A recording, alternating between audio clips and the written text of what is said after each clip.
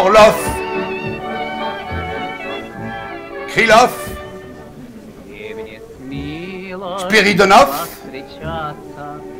la femme de Spiridonov, les enfants de Spiridonov, la grand-mère de Spiridonov, Mikhailov, Kruglov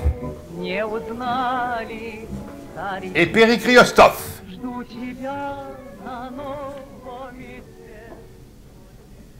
Voici une bouteille de vodka, de ce qu'on appelle du spiritueux. Et près d'elle, vous pouvez voir Nikolai Ivanovitch Shapoukov. Ah, de la bouteille s'élèvent des vapeurs spiritueuses. Regardez Nikolai Ivanovitch Shapoukov inspiré par le nez. Regardez-le se lécher les babines et plisser les yeux. On voit que cela lui est très agréable, et principalement parce que c'est du spiritueux. Mais prêtez attention au fait que derrière Nikolai Ivanovitch, il n'y a rien. Et ce n'est pas qu'il n'y a pas d'armoire, de commode ou quelque chose du genre. Non, non, il n'y a absolument rien. Même pas d'air. Si nous disons que rien n'existe, ni à l'intérieur, ni à l'extérieur, alors se pose la question de savoir à l'intérieur et à l'extérieur de quoi? Oui. Senka a frappé Fetka sur la gueule et il s'est caché sous la commode. À l'aide d'un tisonnier, Fetka a fait sortir Senka de sous la commode et il lui a arraché l'oreille droite. Senka s'est dégagé de l'emprise de Fetka et son oreille à la main, il a couru chez les voisins. Mais Fetka a rattrapé Senka et lui a écrasé le sucrier sur la tête. Senka est tombé et il semble qu'il soit mort. Наташа перестала плакать и стала петь. Пела, пела. И вдруг умерла.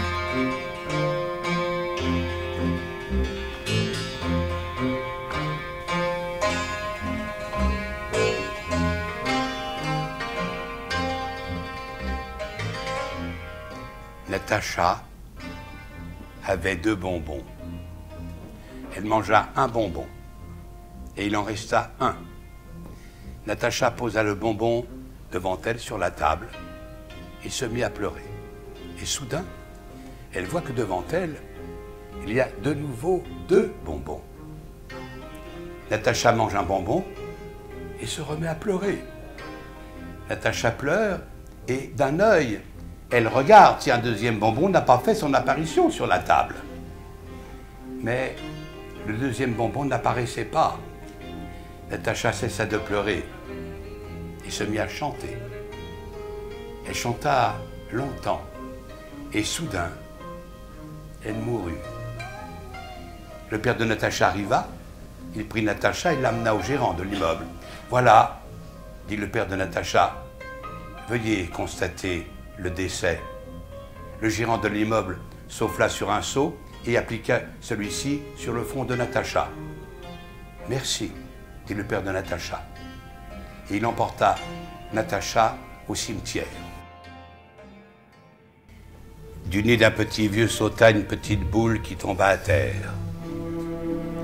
Le petit vieux se pencha pour ramasser cette boule. Et de son œil sauta alors un petit bâtonnet qui tomba lui aussi à terre. Le petit vieux eut très peur et ne sachant que faire, il remua les lèvres. À ce moment, un petit carré sauta de sa bouche.